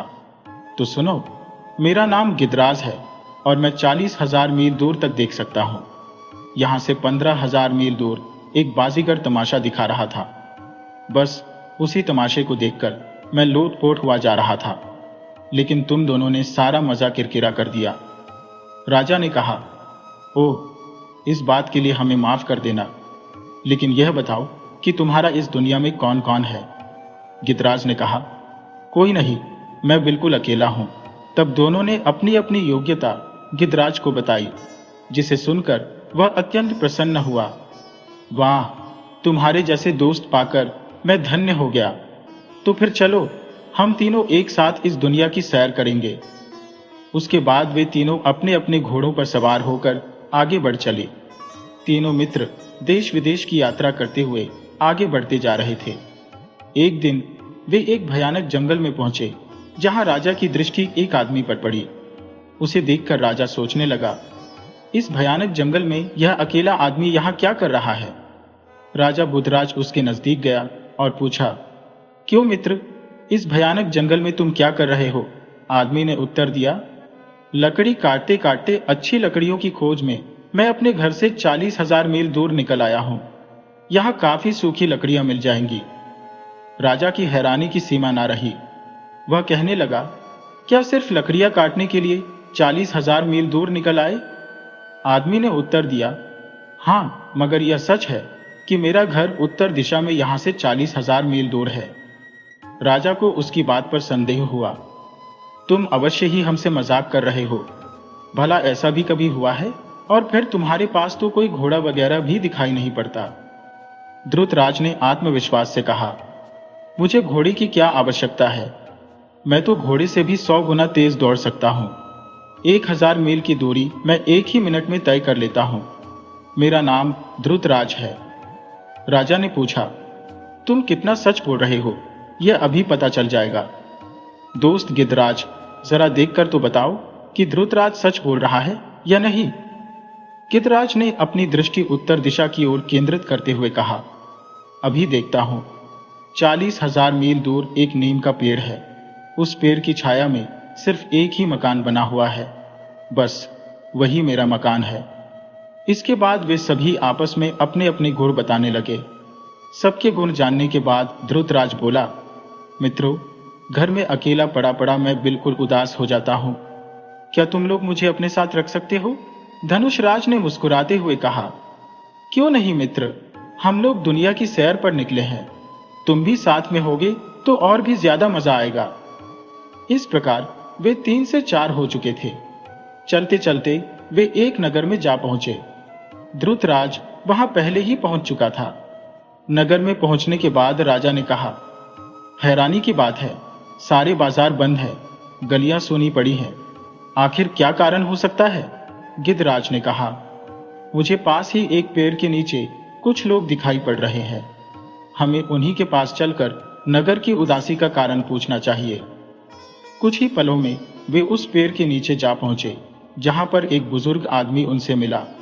उसने कहा, मित्रों, आप कौन लोग हैं? राजा ने उत्तर दिया, हम तो मुसाफिर हैं बाबा। नगर में उदासी छाई देखी तो कारण पूछने के लिए आपके पास चले आए। बुजुर्ग ने कहा, हमारे राजा का एक ही बेटा है, मगर इस समय वह एक भयानक बीमारी का शिकार है। इसका इलाज इस शहर से 20,000 मील दूर एक अमृत झरने का पानी है। वैद्य जी कहते हैं कि अगर शाम तक अमृत झरने का पानी राजकुमार को ना पिलाया गया तो फिर उसे कोई नहीं बचा सकता। इसके लिए महाराज ने एक शर्त भी रखी है कि जो कोई भी वह पानी लाएगा, उसके साथ राजकुमारी का विवाह करके उसे आधा राज्य भी दे देंगे। राजा ने कहा, ओह, तो यह बात है। चारों दोस्त आपस में सलाह मशवरा करने लगे और फिर कुछ देर बाद वह उस आदमी से कहने लगे, हमें अपने राजा का महल दिखाओ, हम वह जल 1 घंटे से भी पहले ला सकते हैं। उस आदमी से रास्ते के बारे में पूछकर चारों मित्र महल में जा पहुंचे। दरबान ने उन्हें राजा के सामने पेश किया और राजा ने कहा, हमें तुम्हारी बात का यकीन तो नहीं आता, मगर फिर भी हम तुम्हें इस शर्त पर जाने देंगे कि अगर तुम असफल हुए तो तुम्हारे बाकी मित्रों का सिर काट दिया जाएगा। तब तेजी से दौड़ने वाले मित्र ध्रुतराज ने कहा, मुझे मंजूर है महाराज। उसकी यह बात सुनकर बाकी तीनों मित्र हैरान थे। तब बुधराज बोला, हमें यह शर्त मंजूर नहीं है। अगर किसी कारण से तुम्हें रास्ते में देर हो गई तो बेकार में ही हमें अपनी जान से हाथ धोना पड़ेगा। ध्रुतराज ने कहा, नहीं, ऐसा नहीं होगा। मुझे अपनी चाल पर पूरा भरोसा है। अगर समय पड़ने पर मित्र ही मित्र के काम नहीं आएगा तो कौन आएगा। यदि तुम्हें यह शर्त स्वीकार नहीं है तो मुझे मंजूर है। मित्र, तुम शीघ्रता से जाओ और वह जल लेकर आओ। वैद्यराज से मार्ग की जानकारी प्राप्त करके ध्रुतराज अमृत कलश की ओर दौड़ पड़ा। कुछ समय बाद गिद्धराज ने उसे देखना शुरू किया। तब राजा बुधराज ने कहा, प्रिय मित्र गिद्धराज, कृपया देखकर बताओ कि ध्रुतराज इस समय कहाँ है और झरने से कितनी दूर है। गिद्धराज ने उसे देखते हुए कहा, वह तो झरने तक पहुंच चुका है और अब पानी भर रहा है। मगर अरे, यह क्या? जिस वृक्ष के नीचे बैठा ध्रुतराज झरने का पानी एक लोटे में भर रहा है, उसी वृक्ष से एक भयानक अजगर उसकी ओर बढ़ रहा है। तभी धनुषराज ने अपना धनुष और तीर संभाला और कहा, क्या तुम मुझे उस अजगर की सही स्थिति बता सकते हो? मैं अपने तीर से हजारों मील दूर बैठे उस अजगर को समाप्त करने की कोशिश करूंगा। गिद्धराज ने धनुषराज को उस अजगर की सही स्थिति बताई और फिर धनुषराज ने बाण छोड़ दिया। गिद्धराज ने कहा, तीर एकदम निशाने पर लगा है और देखो, अजगर की पकड़ भी ढीली हो रही है। बस अब कुछ ही क्षणों में ध्रुतराज पहुंचने वाला है। कुछ समय बाद ध्रुतराज तेज गति से दौड़ता हुआ महल में आ पहुंचा। उसके हाथों में एक कलश था जिसमें उस झरने का जल भरा हुआ था। वैद्य जी ने राजकुमार को अमृत झरने का जल पिलाया। जल पीने के बाद राजकुमार ने कहा, मैं बिल्कुल ठीक हो गया पिताजी। वाह, आज मैं बहुत ही खुश हूं। अब तुम में से किसी एक के साथ मेरी बेटी का विवाह होगा, मगर यह फैसला तुम ही मिलजुल कर करना होगा कि मेरी बेटी का हाथ तुम में से कौन थामेगा। तब राजा बुधराज ने कहा, राजकुमारी से विवाह करने का असली हकदार तो ध्रुतराज ही है महाराज। वही अपनी जान पर खेलकर हजारों मील दूर से अमृत जल लाया है। धनुषराज और गिद्धराज ने तो केवल उसकी मदद की है। तभी धनुषराज बोल पड़ा, यह झूठ है महाराज, यह सारी योजना तो मेरी थी। योजना? कैसी योजना? सभी हैरानी से धनुषराज की ओर देखने लगे। मैं सच कहता हूं महाराज, अगर मैं यह योजना ना बनाता तो हम कभी भी इस राज्य में ना पहुंचते और ना ही हमें आपके महल में चल रहे षड्यंत्र का पता चलता। सुनिए महाराज, हम तीनों में से किसी में भी कोई विशेष योग्यता नहीं है। हम तीनों रंगपुरी के मशहूर ठग हैं, मगर हम इस ठगी के धंधे से बिल्कुल उकता चुके थे और चाहते थे कि शरीफों की तरह से अपना जीवन व्यतीत करें। तब एक दिन राजा बुधराज की पत्नी यानी रानी सुंदरी की मां हमारे पास आई और उन्होंने ही हमें एक ऐसी योजना बनाने के लिए कहा जिससे महाराज बुधराज का घमंड टूट सके और वह निर्दोष पक्षियों की हत्या ना करें।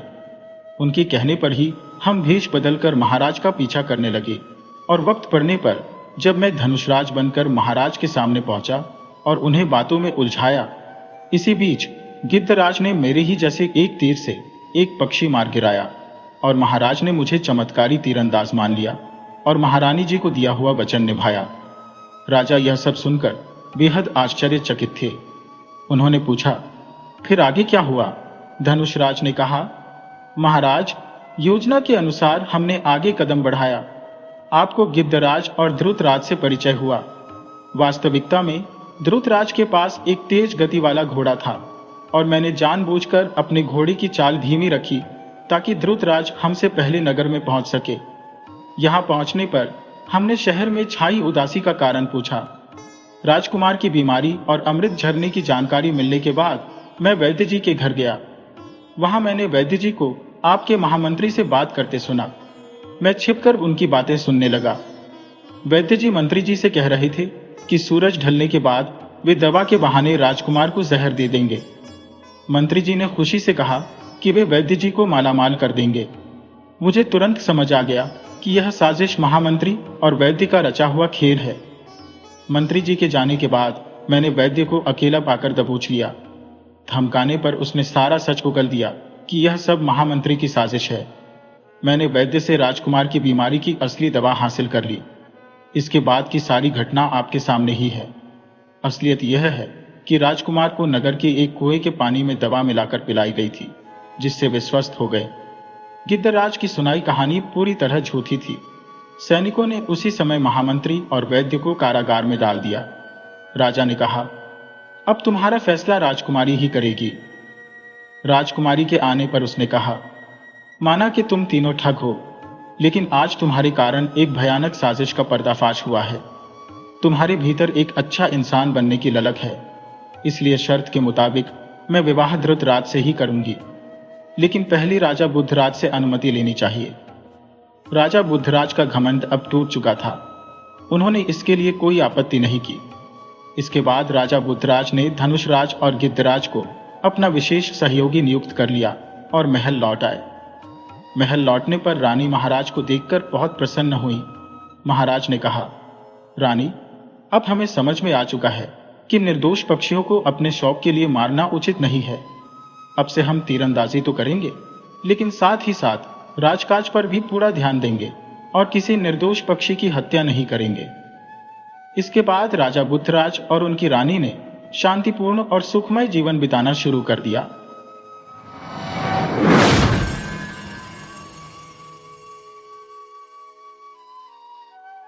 बेतवा नदी के किनारे स्थित एक छोटा सा गांव था। कभी इस गांव पर राजाओं का राज था। अब राजशाही समाप्त हो गई थी, परंतु उनके महल आज भी विद्यमान थे। इस गांव में सुकू चौधरी रहते थे, जो जाति से केवट थे, परंतु खेतीबाड़ी से अपनी आजीविका चलाते थे। सुकू चौधरी के पूर्वजों ने कभी राजाओं की सेवा की थी। सुकू आज भी रानी के महल, राजा के दरबार और कुंवर की बैठक की परिक्रमा करते और लोगों को यह सब दिखाते। वे गर्व से कहते, महाशय, एक समय था जब केवटों को मछलियों के बदले में अशर्फियां मिलती थी। महल में झाड़ू देते देते वे अशर्फियां बटोरते थे। बेतवा नदी का पानी कांच के चरण चूमता था। आज इस महल की दशा बदतर हो चुकी है, परंतु सुकू की बातों में विश्वास जमाने का दम था। सुनने वाली उनकी बातों के कायल हो जाते थे। सुकू चौधरी बड़े ही उदार पुरुष थे, परंतु जितना बड़ा उनका मोह था, उतना बड़ा ग्रास नहीं था। उनके 3 लड़के, 3 बहुएं और कई पोते पोतियां थी। एक ही बेटी थी जिसका नाम गंगा था। उसकी शादी हो चुकी थी, परंतु अभी तक विदाई नहीं हुई थी। वह चौधरी की सबसे छोटी संतान थी।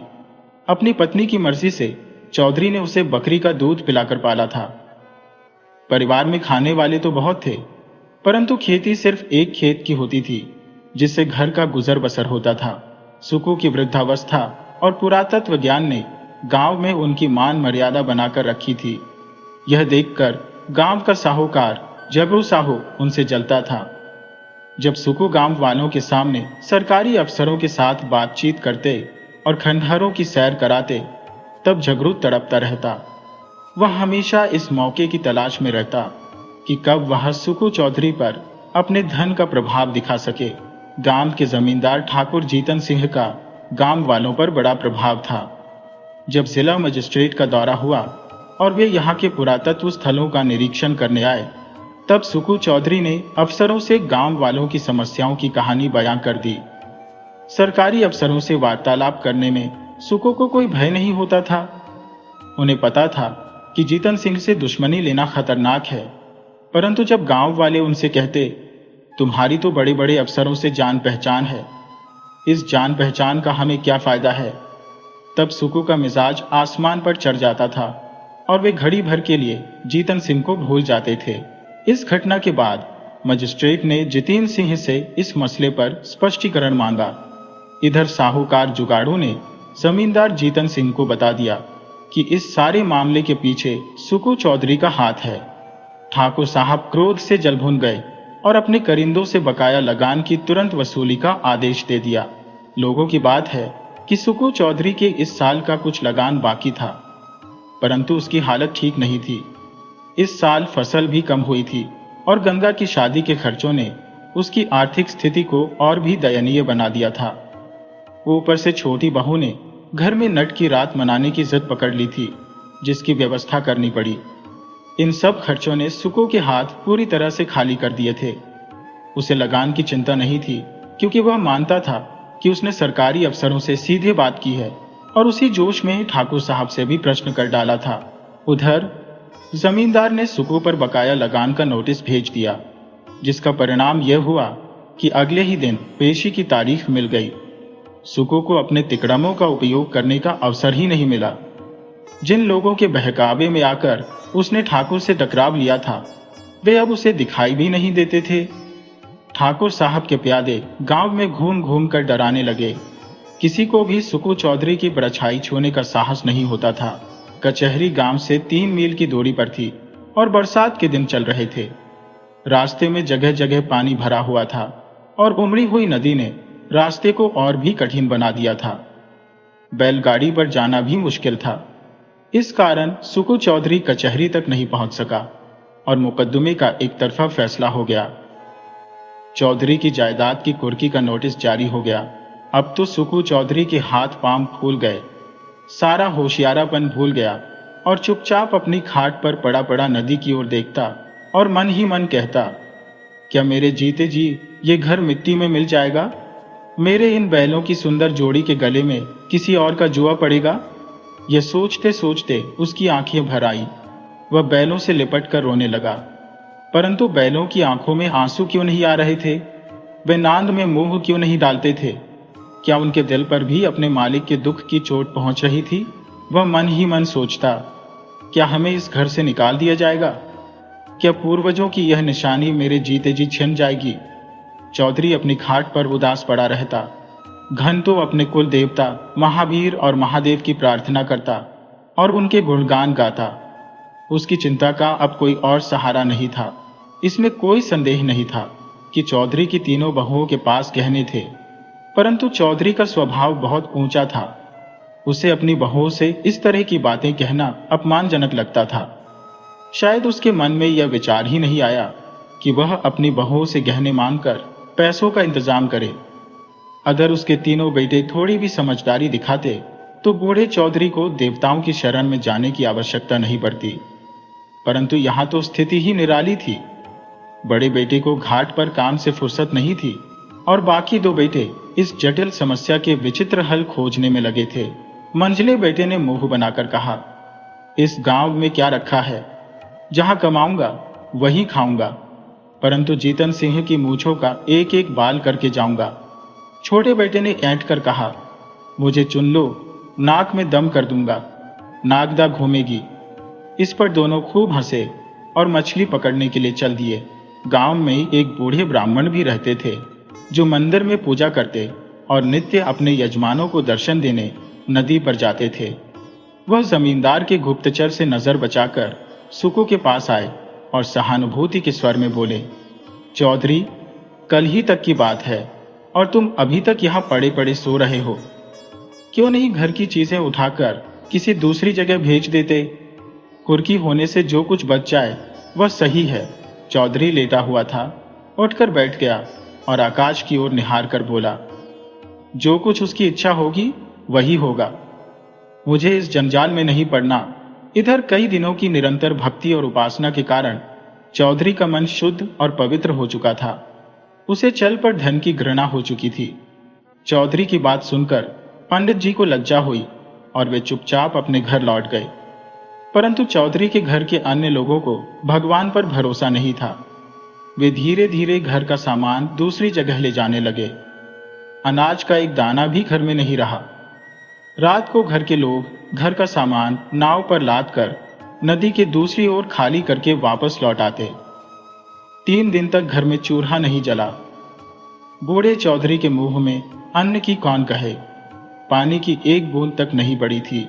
उसकी बहुएं बाहर से चना भून कर लाती और चपाती बनाती। उसके बेटे मछलियां भून भून कर खाते, परंतु बूढ़े की इस एकादशी में कोई शरीक नहीं था।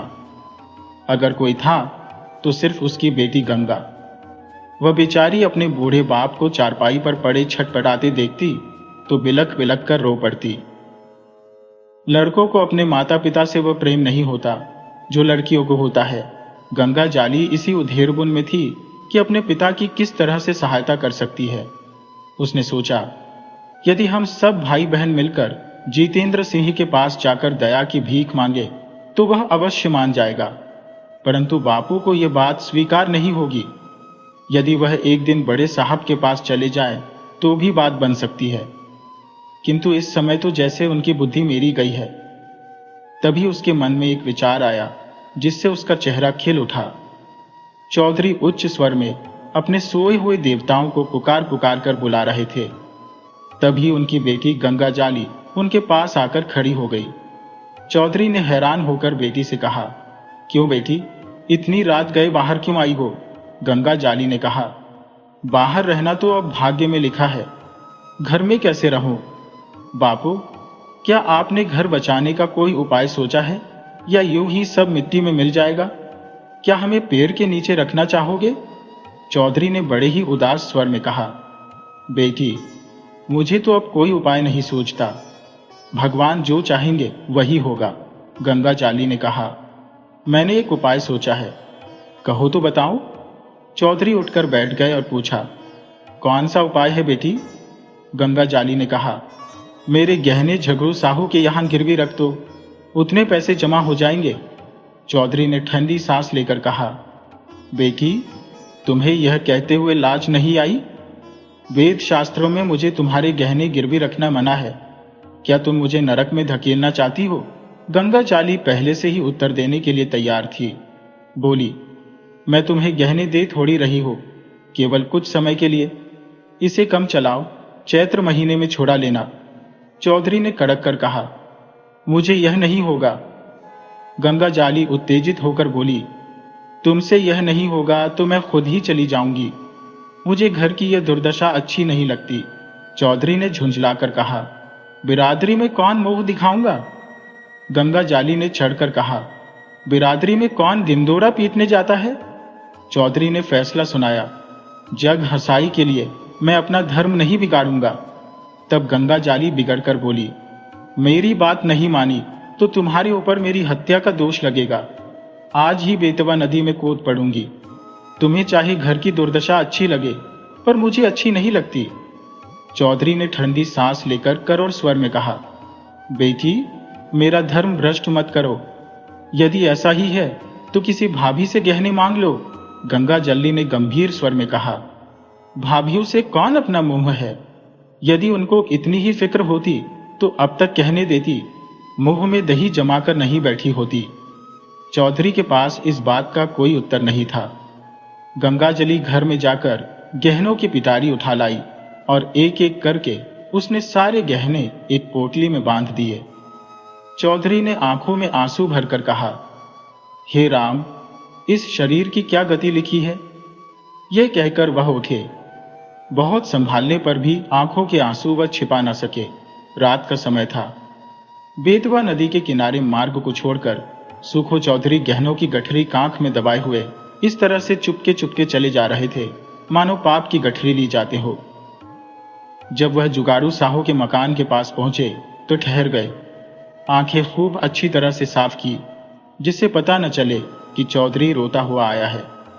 जबरू साहू अपनी मोटी ऐनक लगाए हुए वही खाता फैलाए बैठे थे।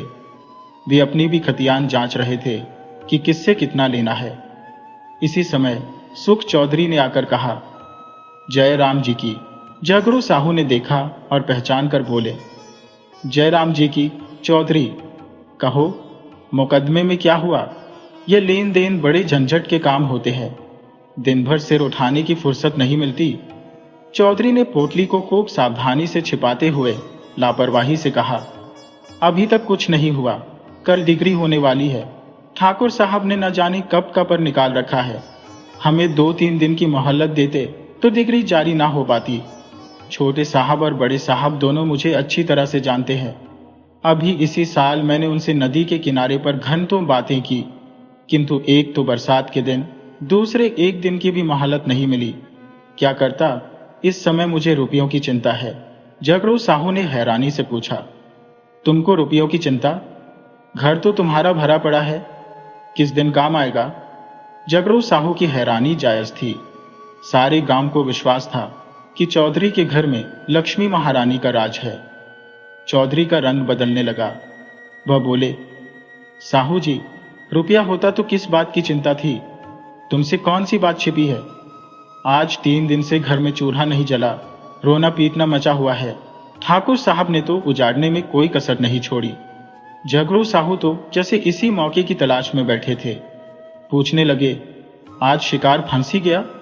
जगरू साहू जमींदार जीतन सिंह को खुश रखना चाहता था, साथ ही साथ वह चौधरी को भी नाराज नहीं करना चाहता था, जिसका कारण यह था कि चौधरी की सरकारी अफसरों में अच्छी जान पहचान थी। साहू बोला, क्या कहें चौधरी जी, खर्च के मारे आजकल हम भी तबाह है। लगान वसूल नहीं होते, टैक्स का रुपया देना पड़ता है, हाथ बिल्कुल खाली हो गया है। तुम्हें कितना रुपया चाहिए? चौधरी ने कहा। 100 की डिग्री है, खर्च मिलाकर 200 के लगभग समझो। जगरू अब अपने दांव खेलने लगा। पूछा, तुम्हारे लड़कों ने तुम्हारी मदद नहीं की? वे सब भी तो कुछ ना कुछ कमाते हैं। साहू जी का निशाना बिल्कुल ठीक पड़ा। लड़कों की लापरवाही से चौधरी के मन में जो उचित भाव भरे थे वे संजीव हो गए। चौधरी बोले, भाई, लड़के किसी कम होते तो क्या यह दिन देखना पड़ता? उन्हें तो अपने भोग विलास से मतलब है। घर गृहस्थी का बोझ तो सिर्फ मेरे सिर पर है। मैं इसे जैसे चाहूं संभालूं, उन्हें मुझसे कोई सरोकार नहीं है। मरते दम में भी गला न छूटेगा। मारूंगा तो सब हाल में भूसा भरवा कर छोड़ेंगे। जगरू ने तीसरा तीर मारा। क्या बहू से भी कुछ न मिला? चौधरी ने उत्तर दिया, बहू बेटे सब अपनी अपनी मौज में मस्त है। मैं 3 दिन तक द्वार पर बिना अन्न के पड़ा था, किसी ने बात तक नहीं की। कहाँ की सलाह, कहाँ की बातचीत। बहुओं के पास रुपया ना होगा, परंतु गहने तो थे ही, वे भी मेरे ही बनवाए हुए हैं। ऐसे बुरे समय यदि वे अपने गहने दे देती तो मेरा काम चल जाता और बाद में मैं गहने छुड़ा देता। जुगाड़ू साहू समझ गए कि यह महज जबान का सता है और जबान का सौदा वे भूल कर भी न करते हुए थे। साहू बोले, तुम्हारे घर के लोग भी अनूठे हैं। क्या वे इतना भी नहीं जानते कि वृद्ध रुपया कहाँ से लाएगा?